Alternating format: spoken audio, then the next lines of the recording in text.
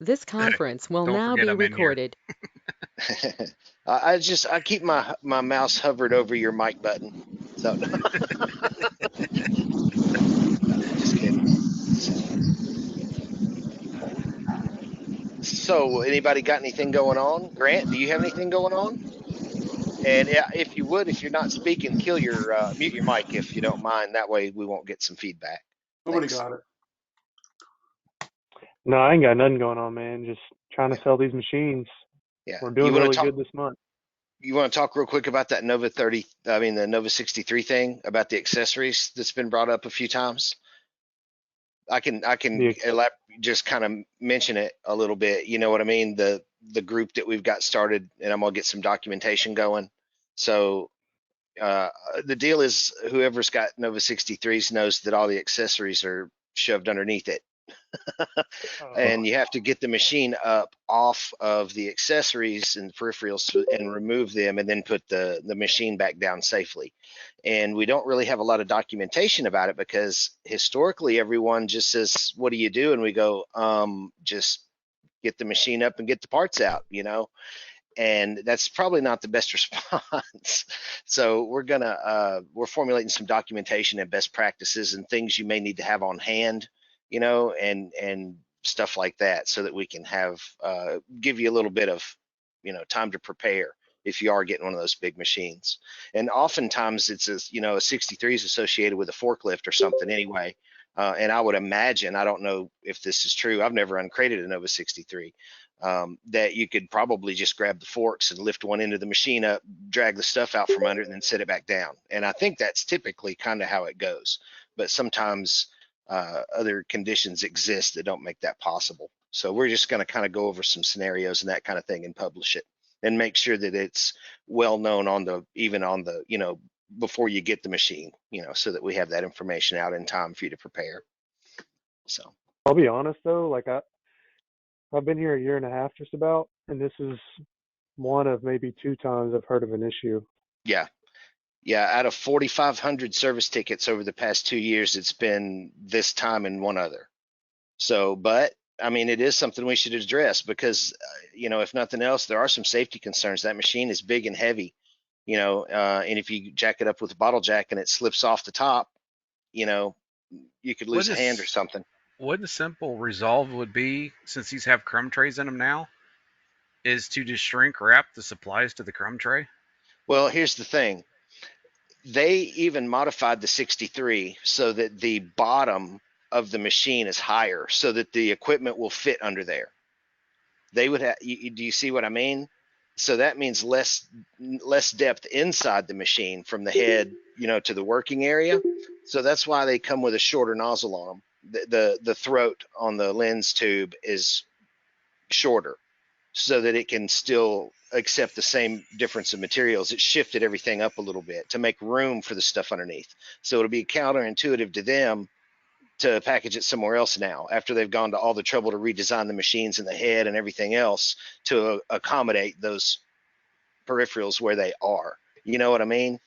Um, so we just need to come up with some simple ways, fulcrums, have a couple 4x4s and some chocks laying around, something, and a way to have a little bit, maybe some jack stands, if you're going to do it, something like that. But that, again, I don't know, I've never done it. So that we're creating a small focus group of people that have actually uncrated a 63, and we're just going to bounce some ideas around and see what comes out the other end.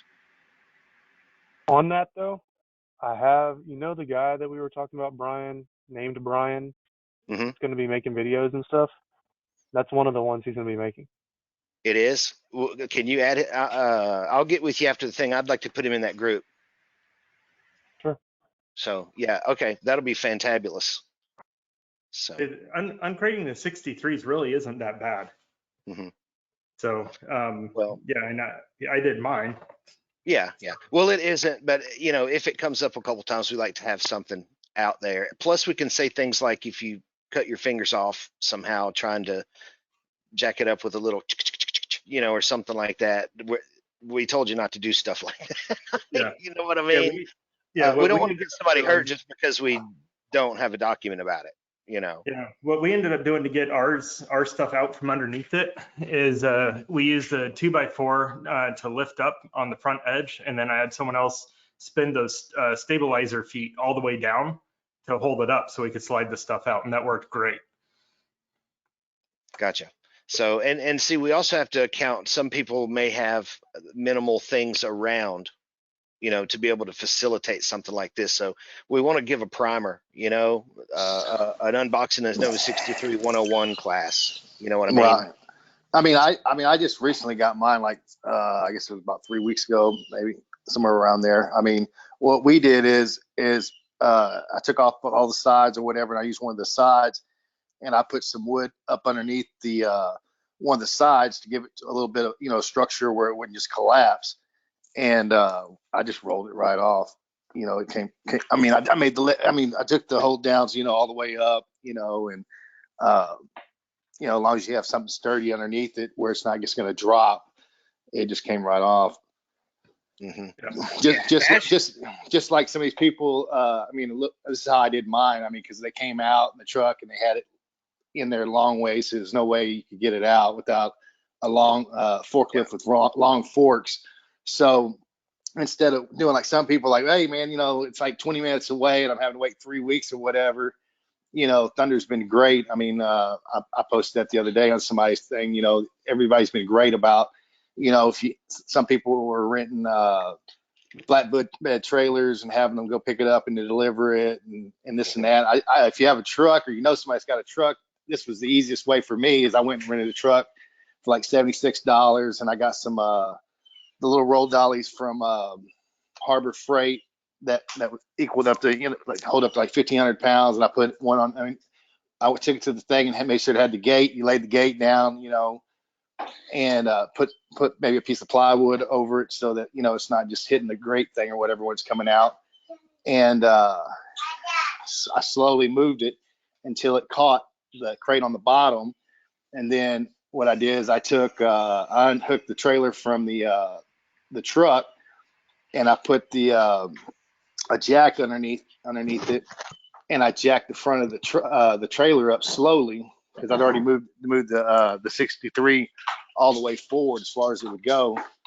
And like I said, it's on rollers. Just make sure you don't have anything in the way or anything, and you just jack it up slowly to a certain height, and then you just get it on the back of the trailer, and it just rolled right on off into my garage. So I mean, that's how we did it, and it was pretty simple. After you sat there and thought about it and figured it out, it's, you know, it's momentum, and it's just like going up a ramp or down a ramp. So it just comes straight on out, easy as peasy. Hmm. So yeah, that's kind of what we're looking at, just some different real world experiences and, you know, how people did it and that kind of stuff. So awesome. Like I said, if anybody has any questions anywhere throughout this, be sure and just jump right in and ask, or otherwise we'll just keep on talking. We tend to get off tangents sometimes, which that's cool too. But So I actually do have a legit question this time. all right. So in Lightburn, so I am trying to cut out some leather that I've wet molded. Is there a way in Lightburn, when I go to cut it out, let's say, just for ease of sake, let's say it's just a square I want to cut out like this. Is there a way for me to program it to cut out that square and make sure that the head never goes on the inside? I only want the head traveling on the outside of that square. You mean when it's firing, or at any time? Is this because of a space limitation, or you're going to be doing Correct. it down in something? Yeah, I'd say yes. I've never tried it, so I don't want to say yes. I'd say that a combination of the optimization settings and the way the file is designed, as far as whether you draw nodes and create your own start points, you know, that kind of thing. But honestly, I don't know enough about it to say one way or another. I'd like to believe anything's possible in Lightburn, so that's my default answer. But I don't know how to do that. I'm saying he's not on here today, is he? Mm-mm. No. Bummer. No. You could hit the forum. Yeah, I'll hit the forum on it, because what I'm hoping to be able to do is, if there's a way, and if it's not in there, if he wants to add this as a future release, I think it would be hugely popular, where like if you could draw a shape and then right click on it and then tell it laser head not to go in this area or whatever. I think I heard somebody saying, and if I don't know if Jeremy's on here, he may have been the one talking about it. I don't remember. Somebody saying about creating another shape with almost zero power on the inside, so that's where it finishes, so that way it never travels beyond, or something like that. And I know you Yeah. can tell in most of the modes, you can tell the head not to move after it's done, so it won't go back to an origin or won't go back to absolute. So I think that some of that stuff's in the machine settings, in the vendor settings, in the Okay. config. I'll But you poke can around tell it. because this one is completely opposite of most people are trying to keep it confined within an area, and I'm trying to keep it on the outside of the area because the middle is what's raised up. I see. So. I see. How far is it raised up? Approximately. Hold on, I'll just look really quick.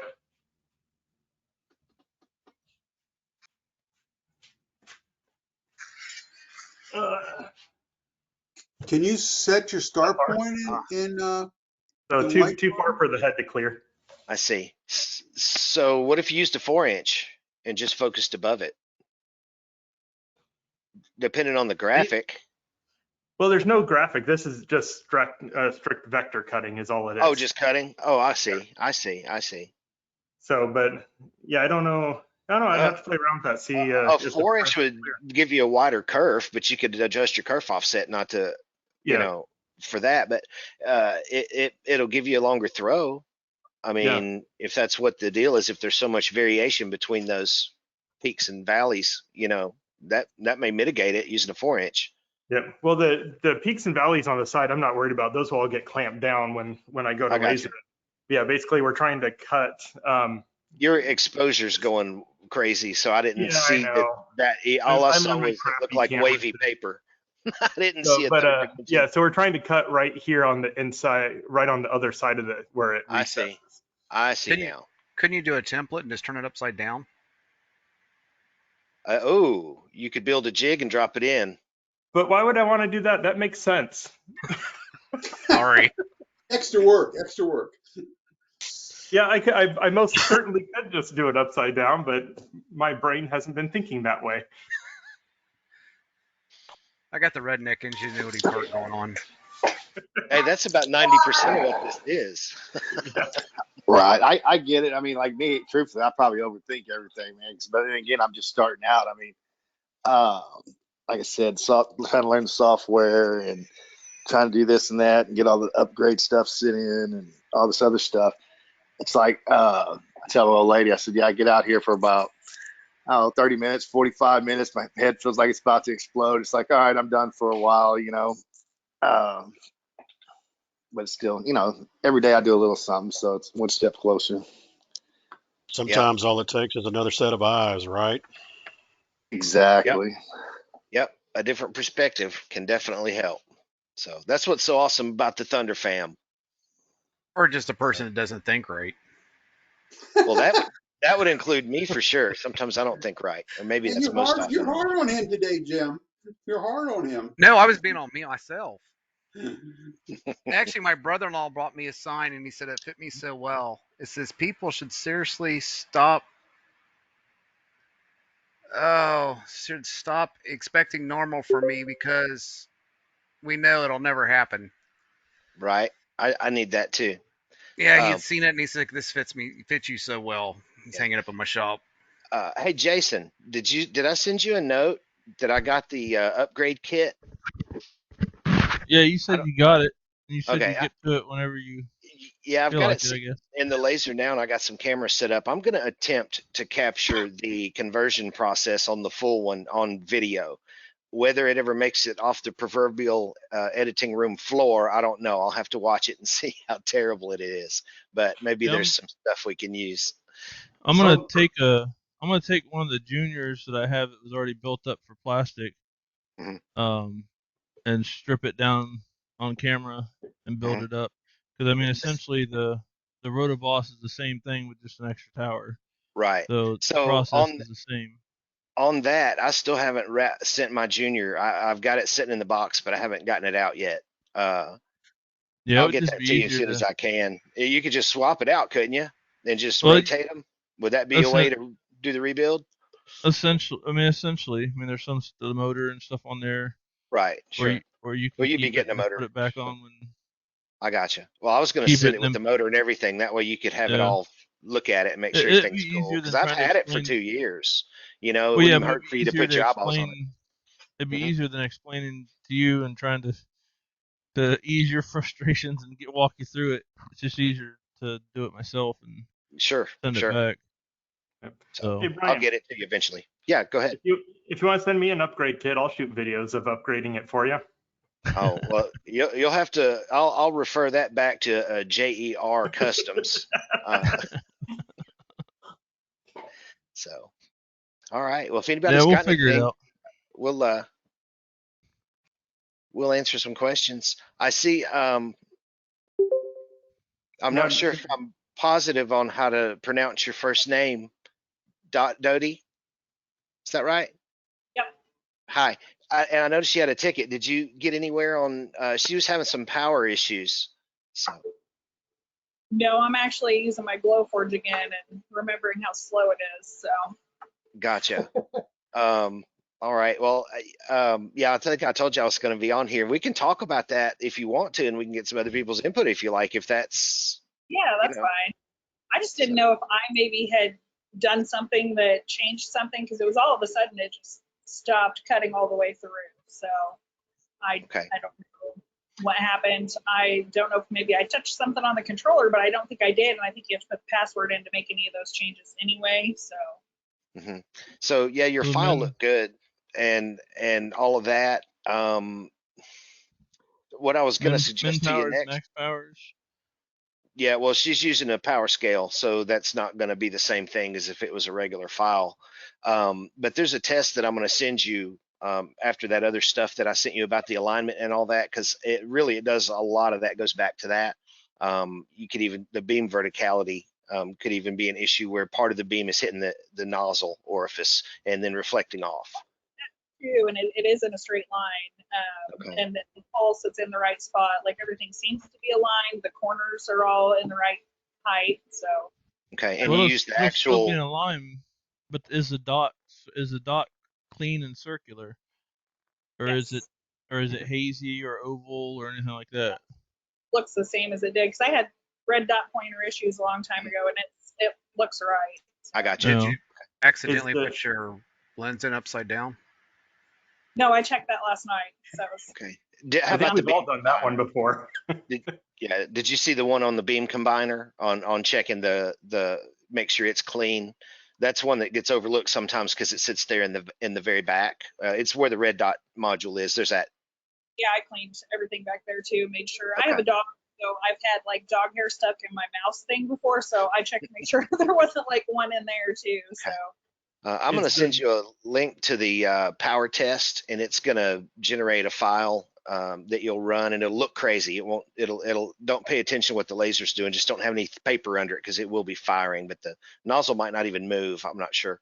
And it'll output some, 10%, 20%, 30%, 40% in a cadence like that, so that you can be at the rear of the machine watching the milliamp, the current display, and then all you have to do is every time it flashes a value, write it down. And there should be 10 values, 10, 20, 30, 40, 50, 60. And we can look at those and make sure that the power supply is outputting the correct current range for those percentages. And sometimes that can really help diagnose things and see what's going on. controller, I don't know if that was the last email I sent you, but you might have already been on here. It's saying that my max power is 30%. So then when I was looking, it said it's supposed to be between 7 and 70 or whatever. Okay. So that's right. I don't know what it used to say. So yeah, and I saw something like that. I think I even replied on the post on that one. But those values up in the very far upper right white box, those are the default values for when you're operating the machine at the control panel. For instance, the power button, that power setting in there is for when you use the pulse button on the machine. So that you can dial that down if you don't want to burn through your tape, for instance. So if yours says 30%, when you pulse, you're going to be firing at 30%. Lightburn, always the machine will honor their settings when you're running a job. So what's up there doesn't matter in that respect. Same thing with the speed. The speed, yeah, is your jog speed, when you're moving head with the buttons on the controller, and you can change that as well. And that's the speed that's reflected up there in the corners, how fast your jogging is. So, One other thing is the tip of the nozzle, when you're done trying to run it, is it hot or warm?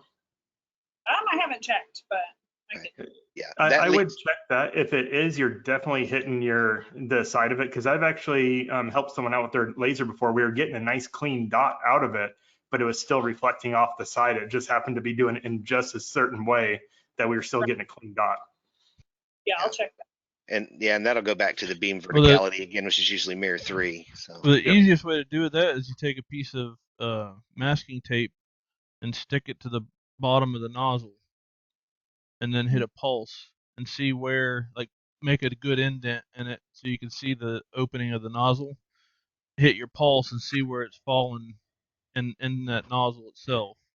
Because, like you said, it may be reflecting just enough Right. to take away the power, but not enough to take away the direction of the beam, which is giving you your circle. Right. Yeah, I'll check that.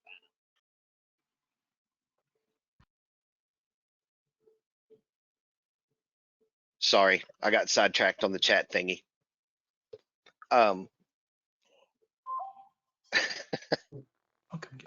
So yeah, if all of your alignment and all that stuff looks good, the next step, and I'll get in the ticket after, when we get off this session, or if I get a minute while we're chatting about some other things, and I'll send you that thing for the power test. And then I want to just make sure that the power supply is outputting correctly. And then there's a controller default reset that I'm going to get you to do that brings the controller back to its original. It's important to know, and I'll ask you in the ticket so we can maintain continuity with the information. But has that controller ever been replaced in that machine before? Is that the one that shipped in the machine? Yeah, that's the one that it came back. Okay. Okay, so yeah, I'm going to send you a thing to do a default reset on the controller to get it in its out of box state again, and that'll sometimes that chase some ghosts away. But I really think it could be that, but we'll know more in just a little bit. So, and then the next thing would be looking at the tube. I didn't get a chance to look and see your serial and see when it was manufactured or anything. How old is the machine? I got it in June. Oh, okay. Okay. Yeah. So all of that stuff should still be good. So we'll be able to narrow it down pretty quick, I think. So do you have any other questions? Or we can expand on this some more if you want. I mean, we can leave the floor open and some other people may have a eureka moment. Jim may flash out with another gold star answer again. So I don't have anything else. I always forget about the webinar, and then when you said you were getting on there, I was like, oh, that's today. So yeah, perfect opportunity. So, but yeah, we'll get you sorted as quickly as possible. So. Yeah, but it looks like I'll be trying to do my live tomorrow. Looks like we're gonna try to do it with some tumblers and kind of go over settings, and instead of just how to sell them, we're actually gonna do how to make them. Did you do the? Did you do the the QR code one yet? I have not done that one yet. Okay. I only got a couple requests on that one, so I'm going to get it in line to produce. But I've been getting inundated with ones for Tumblr, especially. Some people found out that. Well, of course, I put it out there too. But I have a spreadsheet that actually calculates and figures out the distortion effect. So if you're doing a round logo on a tumbler, it always is going to look squished. And I have a spreadsheet that I built up that actually calculates how wide you need to stretch it. Do you Sounds record cool. these videos and post them anywhere? Hey, What was that? Do you record the lives and post them anywhere? Yeah, so they're recorded on my Mad Moose Facebook page, and then I also stream it over to the Global Thunder Laser group. And then once they're edited up, then they go up on my YouTube channel as well. And then all the files are usually free or very low cost to download off of Mad Moose. Travis, on the global group, I think it was yesterday, the day before, Mark Lazar's asked that same question about how to get that aspect ratio right. When you're doing when you're doing a circle and having it arc at the same time. And I think Chris had posted a spreadsheet over there in that discussion. You ought to look at it and compare and see if you guys approach it the same way. Yeah, and say because mine's done a little bit different. I did mine based off of the actual formula on how to do it, but then I also put in from trial and error. I found that the skinnier an object is, you actually have to adjust that formula versus on how much wider an object is. And so I actually have stop points in there that it's, you know, they're if then statements where if it's between this value for the diameter, then use this formula. And so I see, actually and then change it'll it. apply the correction for that range. Correct. Yeah. So Okay. mine's a little bit different than some of the other ones I've seen, but ever since I made it a couple years ago, it's been tried and true, and I've never had a single issue. Nice. I'd like to check that out too. That's awesome. So The only one that's a really a bear is the stemless wine glasses, because you have about two or three compound curves that you're Yep. dealing with when you're trying to engrave on those, and those can be a real headache. Yep. On those, I actually have I haven't figured out how to do the formula on those because of all the different compounds. I shouldn't say I haven't figured it out. I haven't put it in a spreadsheet yet. But I Yeah. have a template that I use that I go, okay, well, here's my engrave area, and you know, here's the flange of how the logo needs to sit in there. Yeah. So that's what I've been doing, but I'll eventually put that in a spreadsheet as well. Yep, I get Awesome. so many questions about that. I ruined like so many cups doing this. And they tell you it's the stemless wine glass, and then you try to explain to them how to fix it. And it's really, I mean, it's hard to explain. It's easier to show, but it's hard to show as well. So there's no real easy answer for it. I usually just do I forget what they call the shape. The trapezoid, where Yep. it's like an off kilter rectangle. It's narrower at the top than it is the bottom, and kind of Yep. Yeah. do it that way is the best way in a general sense to do it. But yeah, if you had a formula for that, that'd be helpful a lot, because a lot of people are doing those now. Even wine glasses themselves, same principle. So you have the same problem unless it's fluted, and then you have a longer spot to work with, and it's not that big of a deal. But them big bulbous wine glasses and the stemless have been a real pain.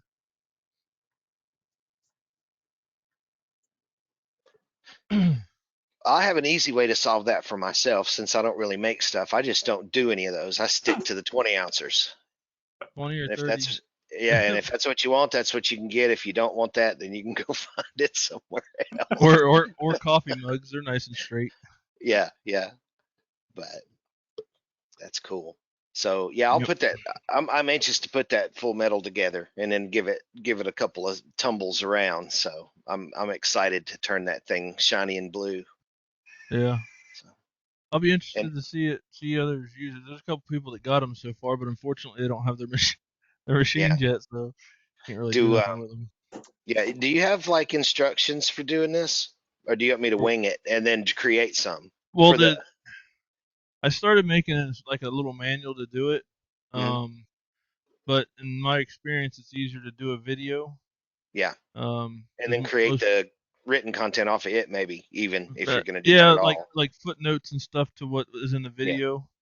Okay. Key points and things like that. I haven't done it yet because I don't have all the pieces. I gave all you guys the pieces that I had, so I don't have any on my end to do a complete unit. That's next up on my project list to get that done, and hopefully it'll turn out all right. So because I'm not going to take it all apart and put it back the way it was and then do it again. Yeah, the big thing I'll let you know now is when you take the tower off.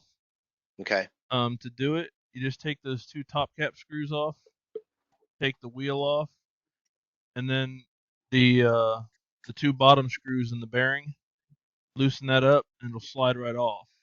Okay. And then there's an oval hole on the front plate, and it's there for that reason, so you don't have to take those wheels and stuff apart. Yeah, you can get through it with the wrench. That bracket, yeah. Okay, So there's I a got hole in there already to get to it, so don't take all them wheels and everything off All Because right. Well, essentially, when you take it apart, you should be able to put it right back together, and you won't lose right, and then go to alignment the or next anything. piece. Sure. Yeah. I'll do that. And then if it ends up in a 5-gallon bucket in parts and pieces, then I'll just ship you the whole bucket.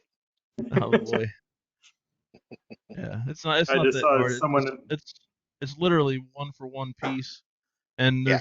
there's no major structural pieces that are coming off of it that would affect alignment or anything like Right. that. So, Right. Yeah, I'm sure it looks pretty straightforward. So hopefully I'll be able to knock it out in one take and not say Yep. anything dumb. So Grant, it looks like you had someone trying to photobomb your video there for a second. Yeah, that was Rebecca. She doesn't like being on camera. Understandable. Yeah, I don't like it either. I'd much rather just display a picture of whatever's in the bed of my laser. Sometimes Right. that probably wouldn't even be good. But Brian, got it. tell me about this UDP thing.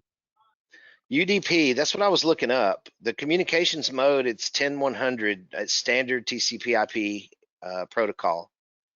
And UDP doesn't play well with the wireless protocols unless you use that light bridge, which actually eliminates that. It's very simple. I mean, the port, I don't know, whatever they want it to use. I mean, it's not. I can dig in a little deeper. You might want to forward that email, tell them to email that to support, and then we can expand on it because He said I'm a it's 4th-year PhD student at a school RPI. So this dude, I don't know why he needs to know that, but okay. I guess he needs But to know that. yeah, I'll try to find some documentation as far as in the Ruida manual, in the technical specifications, and firm something up. And you want me to just email you back, or do you want to push him to me? Do you want to keep him? I just responded to him, but I'm going to forward you my response. That way you can see the thread. Okay. And I'll take a look at that when we get out here, and we'll make sure he gets the information he needs. If not, we'll try to figure out what it is. I might have to ask Oz about that. So for the protocol, just to help you guys out, it uses TCP/IP. Yeah, but it's UDP, so that's not, it doesn't play well with some of the other protocols. Let's see. Here, let me log into my network and I'll.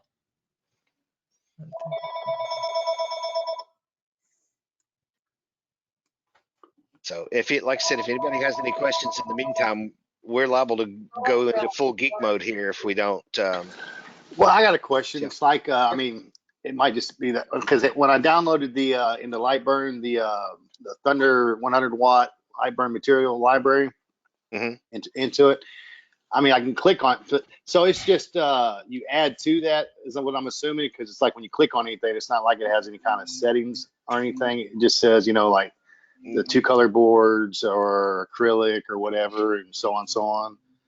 Or am I supposed to put? Because one of the files was just like a printout of settings, starting settings of whatever the material is to cut or engrave. I didn't know if I'm supposed to drag that in there also, or I thought it was separate. I think one of them you just print out and kind of keep on hand or pull up, and then this one was the one to drop in.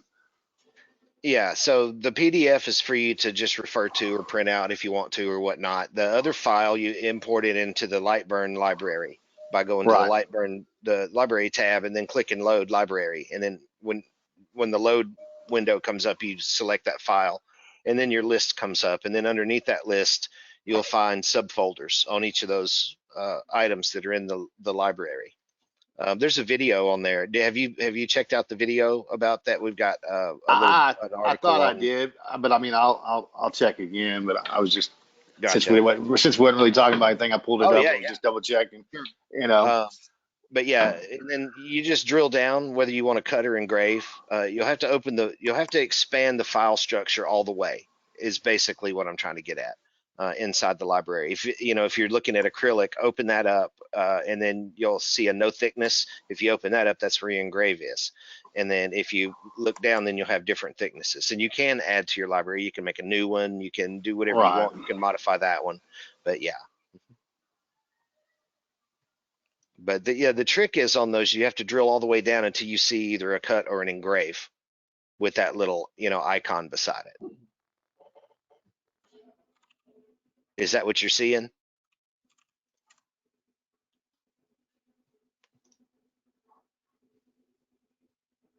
Oops, I didn't mean to share that yet. I was going to pop up Lightburn just in case we wanted to look at where that goes.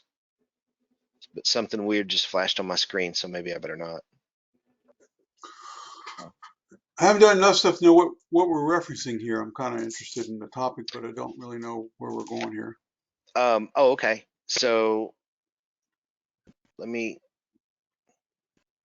see. I mean, I'm supposed to get my machine next week, so I'm kind of at the starting all over. So it sounds like somebody's working on setting their machine up or learning how to use some of this stuff.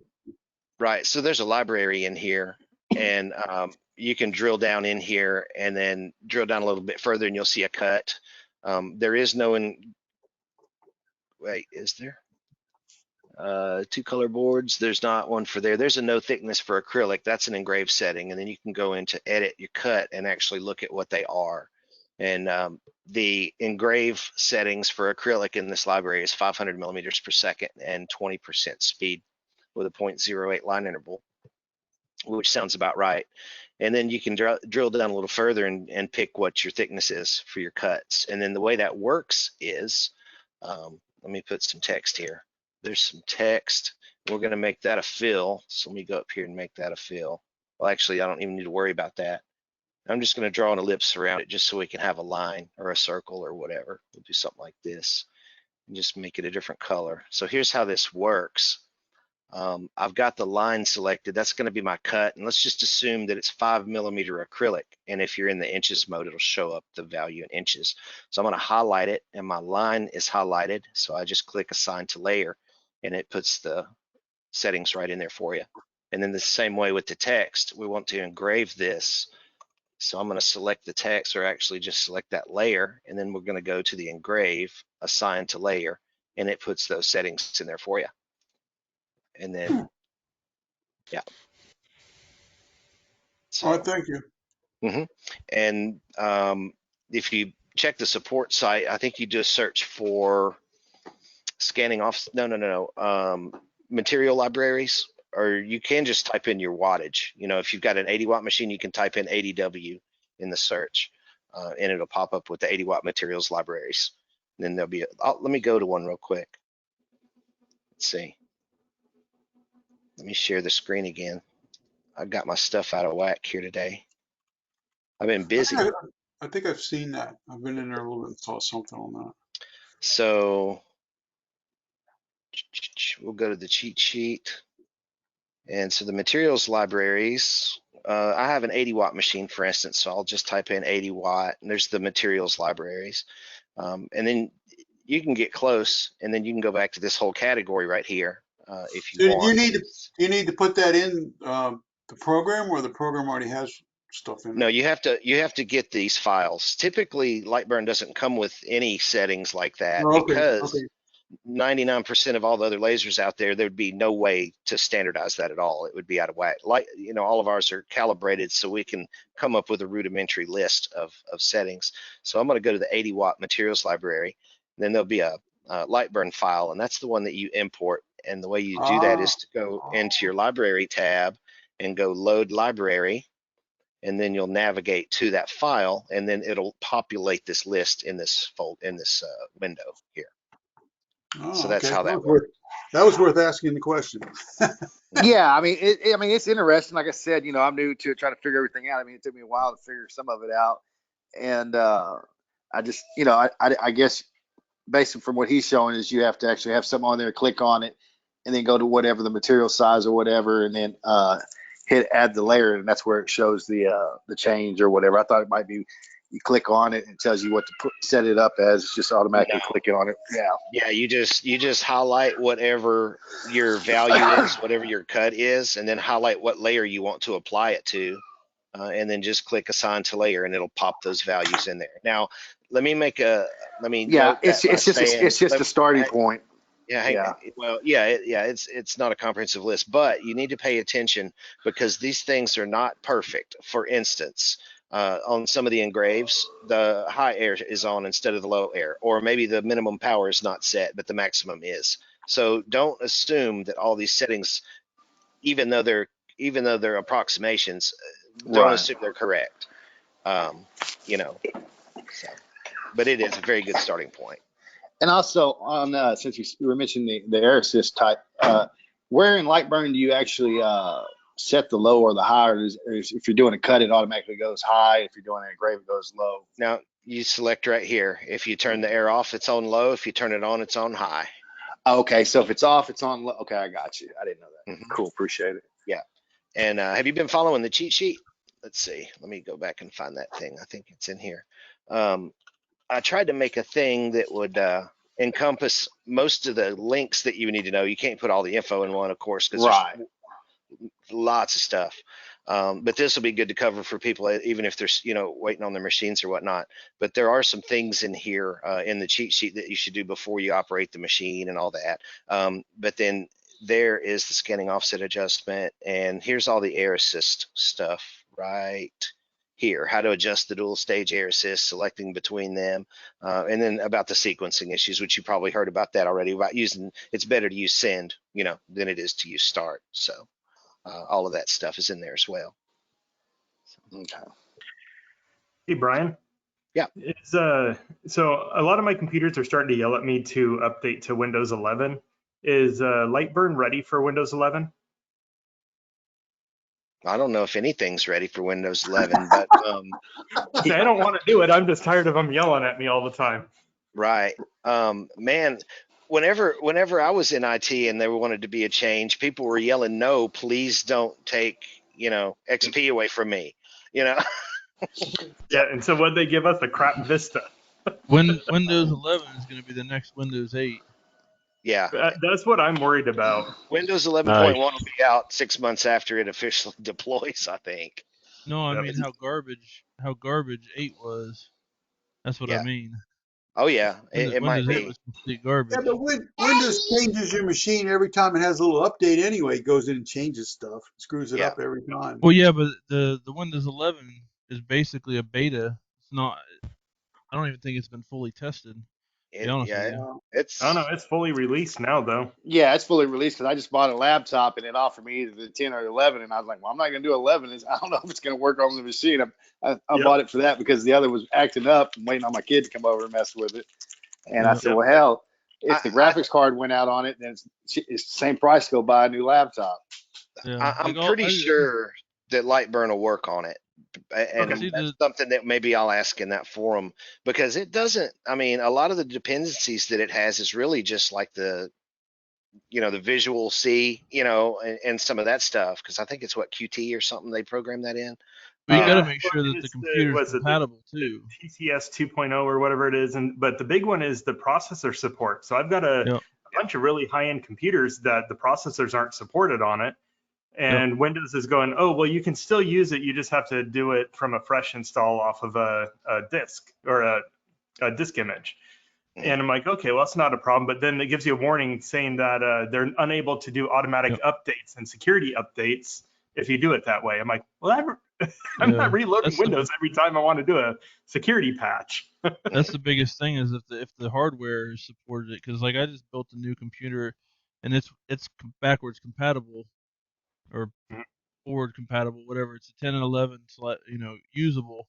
But if you get these old Dells or something that people have been using for a couple of years, hardware is probably not going to support it, and you're basically dumbing down Windows 11 to be Windows 10.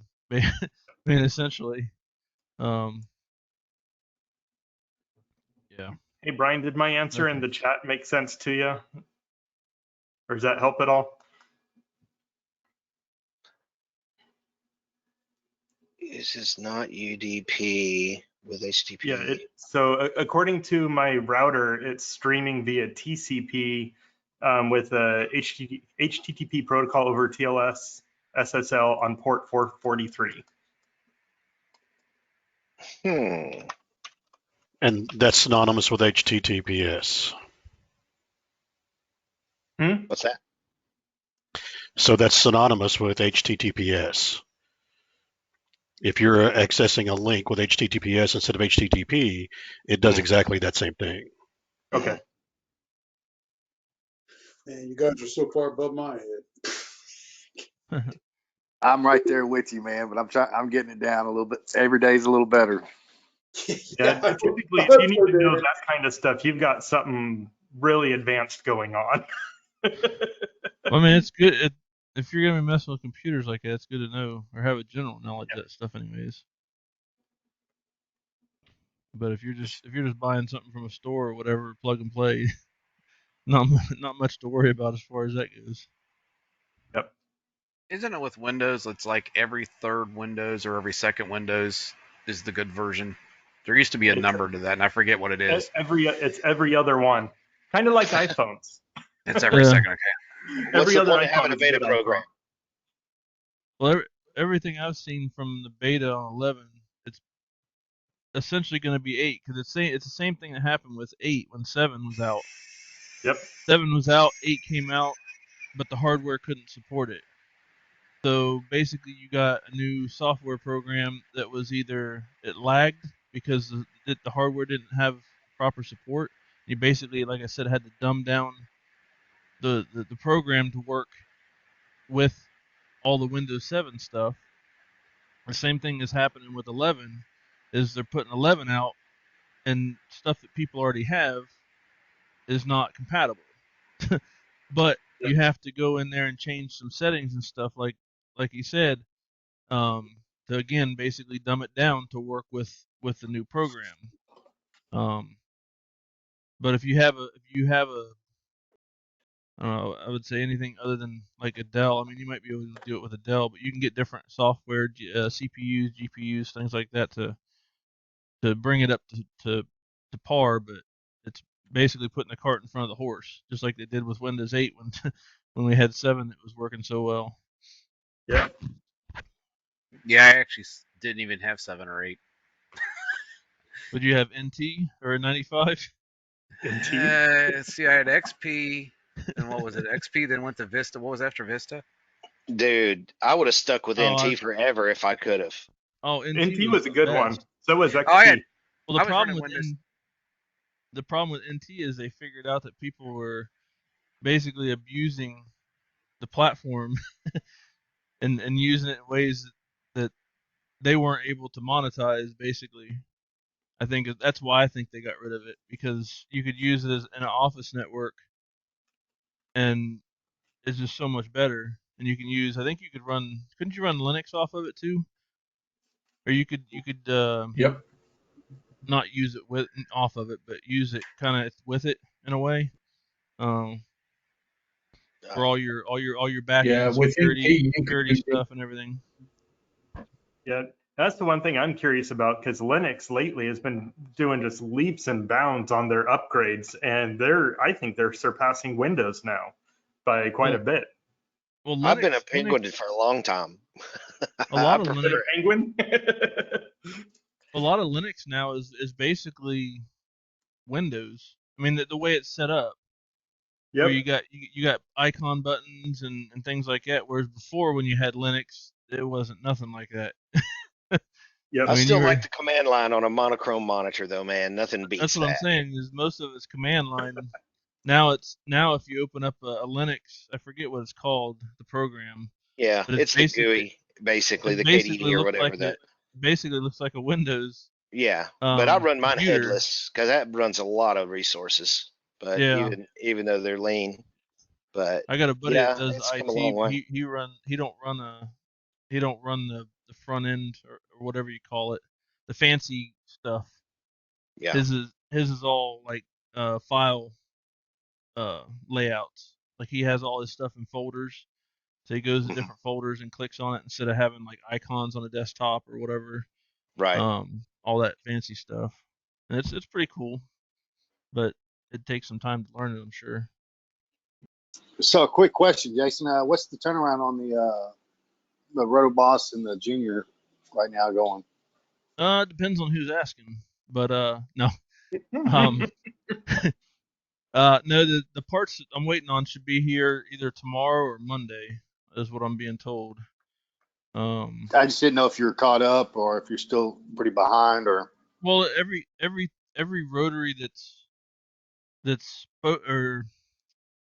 every rotary that's, I guess, accounted for or spoken for is made.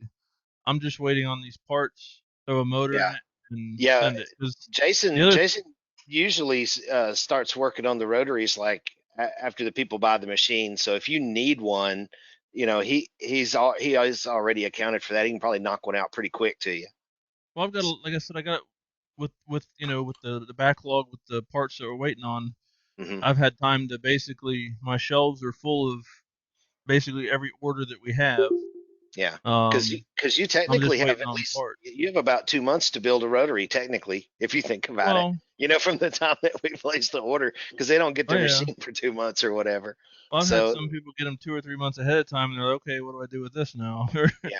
Or they'll leave it in the box. Like one person left it in the box, put it on the shelf, and contacted me. He was like, hey, I ordered this rotary about 3 months ago. I got my machine now, but I don't have the rotary. I'm like, okay. So I went back through the files, and they ordered.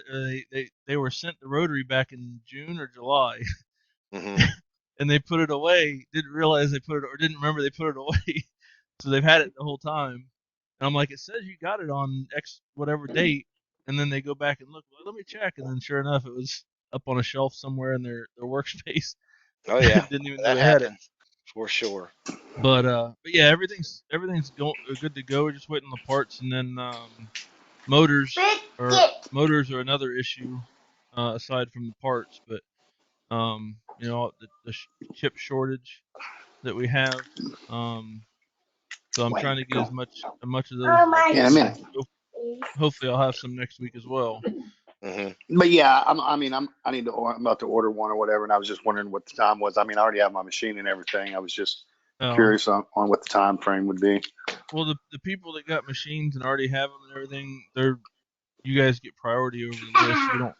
You don't fall to the bottom of the list, because like you said, most people are out months. Yeah, they're still waiting. Before they even get the machine. So if you already got your machine, then yours would probably go out. Most likely go out before anybody else's. But like I said, we're not cutting the line or putting anybody else behind. Right. It's just exactly.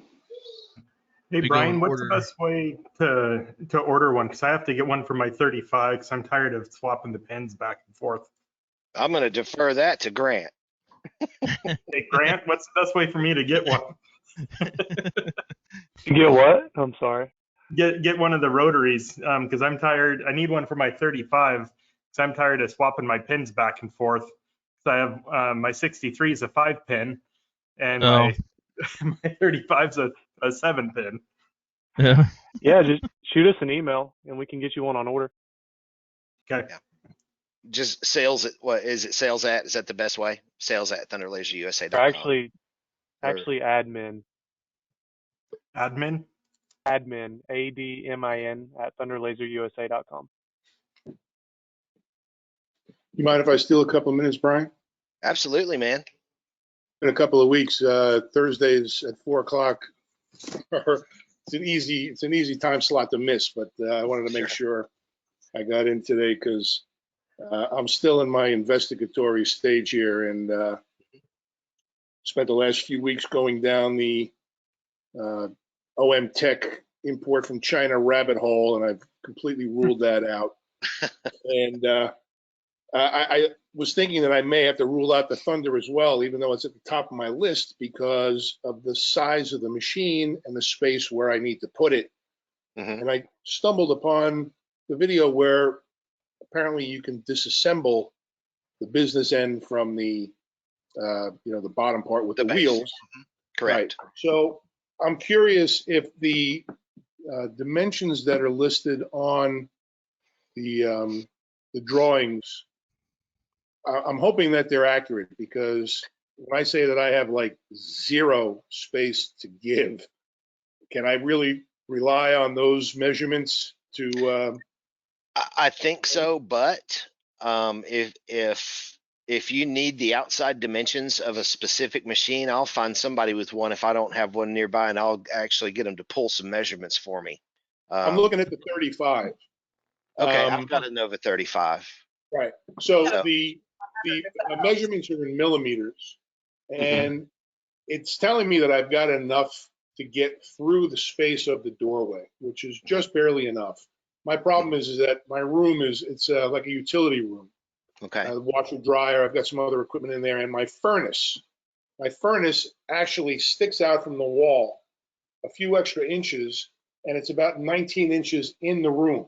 So my Okay. concern is that if I get this thing exactly in the doorway and push it in, I'm going to run into the furnace before I actually get the machine into the room.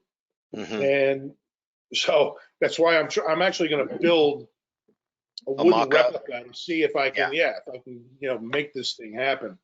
So There's some people I've seen. I don't know which page it was on, but I saw someone with I think it was either a 35 or was it 51 or 50, whatever. That they actually laid it on its side, and they walked the legs like you would with a piece of furniture. You Right. stick the legs in at an angle and kind of walk it around as you go in, and they got it in there fully assembled. I don't know the specs of the doorway or any of that stuff, but my doorway is just barely 30 inches. So the base of the machine is going to have to come off. There's no way that would work. These dimensions are accurate. It's going to be like, like a slice of bread in a toaster. It's going to have to go right in. And my fear is that if I can't get any kind of an angle, I'm not going to be able to get around. Well, the furnace, smallest you can movable. break those down into, I believe, 3 pieces, right? You got the base. No. You got the 2 midsection. No. It's only No. 2 pieces. Yeah. That's what I was going to ask. You don't want to take okay. the top part. You don't want to take the top part off. You might as well buy your laser in parts and put it together after you get it. Yeah, because there's so many wires and motors and all that Yeah, stuff. you don't. Yeah, that's not advisable. We have somebody that's looking at doing that. I don't know if they did it or not. I told them to let me know how it worked out.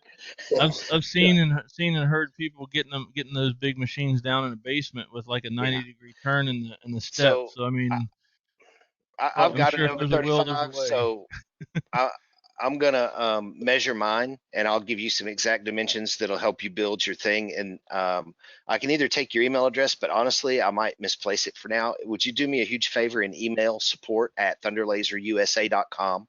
Sure. If you haven't already, if there's not an older ticket in there.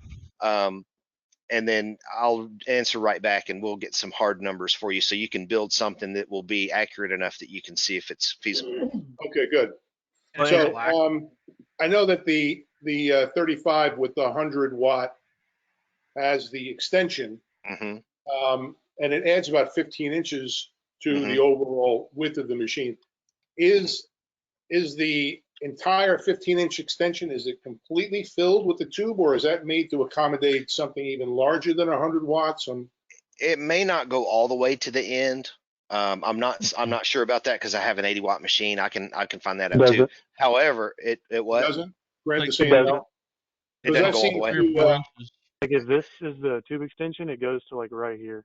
Yeah. Okay, it's that's about- what I was thinking, because I've seen a few third-party vendors that use 3D printers to make a more custom-sized cap to Sure. save that extra space there. So Good idea. Are you looking at the 100 to try to I'm fit looking in? at the 100 in the Nova 35, yeah. Okay.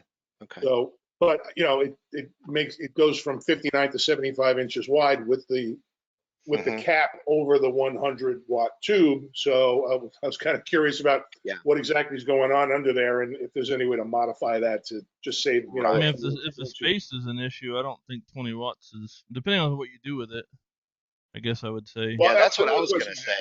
I mean, if you're not cutting anything over a 1/2 inch thick, I wouldn't even waste your time or your money on 100 watt. Nope. Right. So that's what I was another question I had was what am I going to be missing out on with an 80 watt that I wouldn't have A with little bit 100 of watt? time for cutting thicker materials. Yeah. Okay. Yeah, but the A 80 little bit watt, of time. yeah, the But- 80 watt will engrave nicer though. Yep, So you'll- the Well- higher your wattage gets, the more power it takes to get that laser to ignite. So if you're doing like say photo tiles that people take the subway tiles, paint them black, and then laser engrave them or paint them white, depending on which Right. method you do. With those, you actually want to hit those with the lowest amount of power as you can. And so if let's say if your bottom firing range is at 10%, well, on a 100 watt laser, you're at 10 watts versus on an 80 watt, you're only at 8 watts. So you're going to be able to get a better engraving detail out of the lower wattage lasers. Okay. That's good to know. That's all to a Basically, degree. I mean, I'm not saying go all the way down to like a 5 watt diode laser. No. basically an 80 watt tube is basically a middle of the road tube. It'll be good at engraving. It'll be good at cutting. It's not going to be the best. It's not going to be the best at both, but I think it's what, 1,000 or something for the difference between it. Yeah, it And is. And if you're not cutting anything more than a half-inch thick, Well, then- here's the thing. It's not Well, even that. I mean, it's just literally going to come down to time. I mean, yeah, but because with 100 watt over a 80, you're not going to save that much time on cutting. that's You what I'm might saying. you might go 7 millimeters a second versus 5. And Right. that's only if you're pushing the thickness to the capacity of either of the Yeah. two tubes. Yeah. Well, Save the a little capacity of bit a, of the 100. capacity of an 80 is what, 5/8 No, or something like that. no, it's The the 80 same. watt?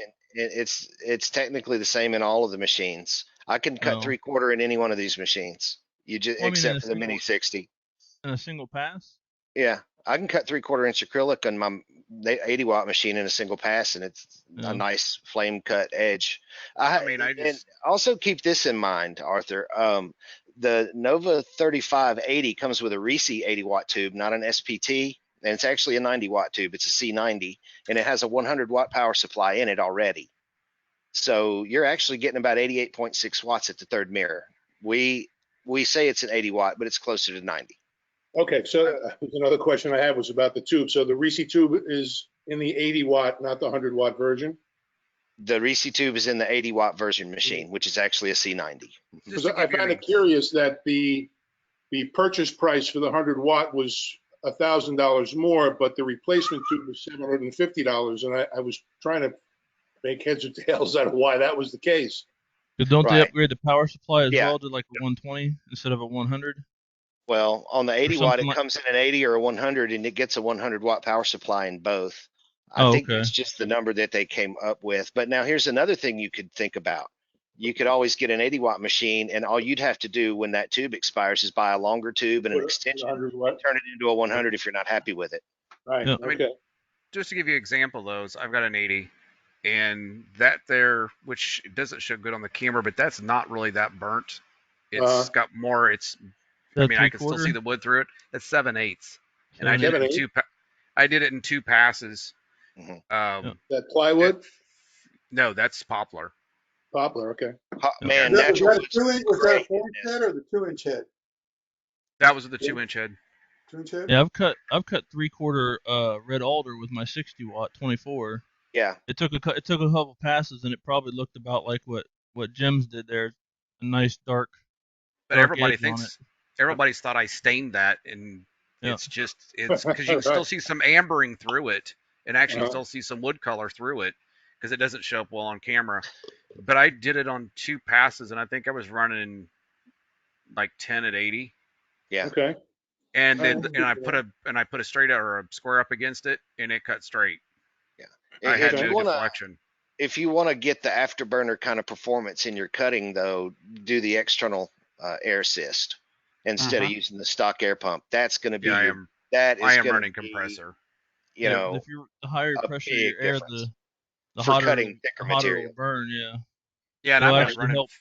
It'll actually, it's almost like a settling torch, I guess, where you add the oxygen to it. I've got and the California Air on my list of, Nice. add-ons. So that air helps in a bunch of ways. It's kind of like when you blow on a a burn pile or whatever, a bonfire that's about to go out, you can reignite it because you're giving it that extra oxygen, but it's also creating, like Jason was saying, kind of a gas shield in there, because if you think about it, this laser beam's optical, and think about driving in the fog. What happens to your headlights? It all gets deflected and reflected and all messed up. The same thing happens inside that kerf as that stuff is in there. So the more air, direct air you have keeping that kerf clean, the more effective the laser's going to be.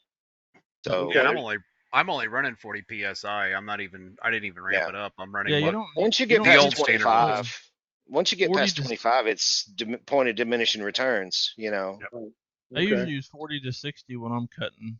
Yeah. Is what I use. I mean, that might be overkill, but I mean, I'd rather have more air than not. But, yeah, I do 25 to 30 when I'm cutting thick stuff. Yeah. So, but I also swap out, I put on a 2.5-inch lens. Get a little more depth. Yeah, you still have a nice fine spot size, but just that extra little depth. With a 2.5-inch lens on that 80 watt, I can go through 3/4-inch walnut without a problem in one pass. Yeah. Wow. That's why I like the 4-inch. If I'm cutting anything, usually I use a 4-inch. I was engraving and cutting, so that's the reason why I just ran the 2 and experimented a little bit. And I had sitting at 5.5 mil, which is what my. If you haven't tried it before, you'd be surprised how well the 4-inch will actually engrave, depending on what you're doing.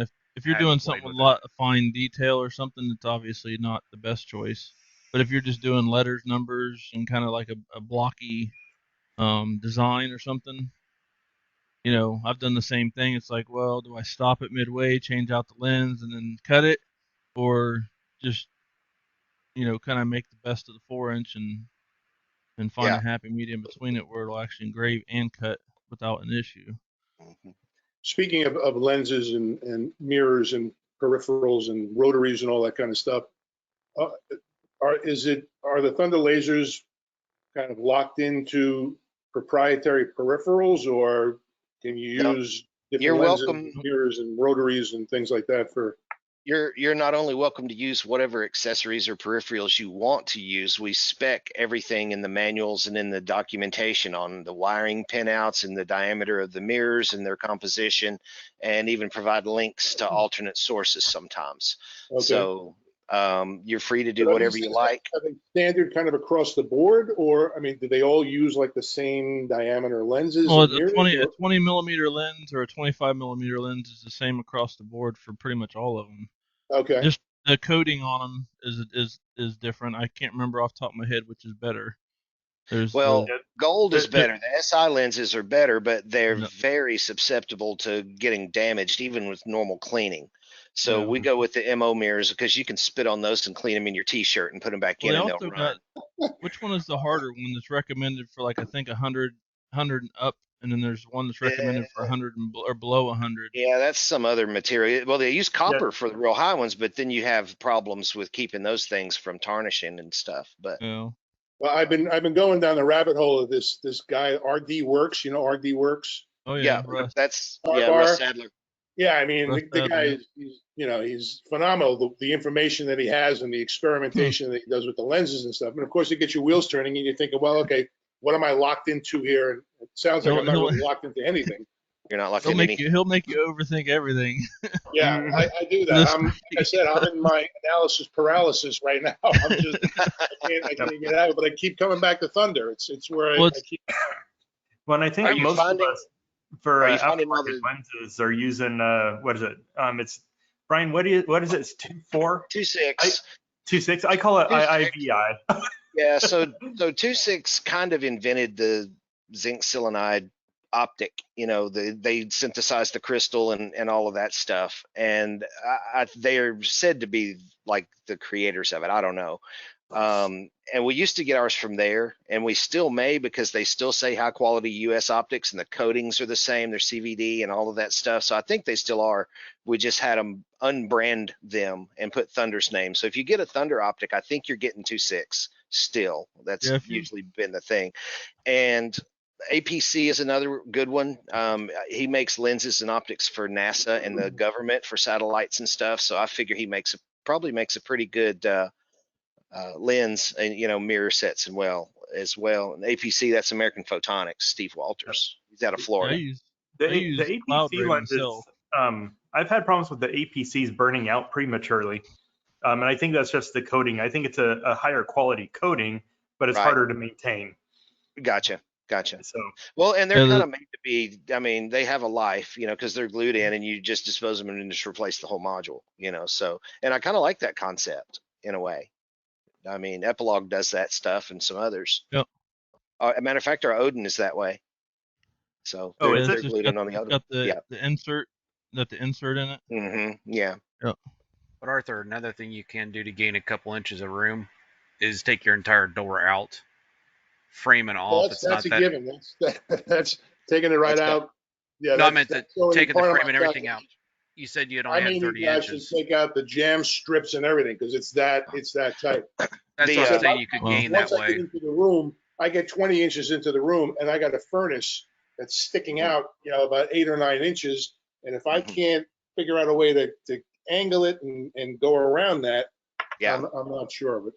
So we'll get your mock up. You can even take it down to the point where you take the top door and the hinges off, so the hinges will not be in that profile, and you can take that all the accessories off the top of the machine and get flat to the metal. So Okay. Yeah, but how- if it gets how- to that point, then you can actually squeeze it through 2 pieces and just give it a hard How's- shove, and you won't have to worry about how- breaking stuff off. How thick is that at the split line?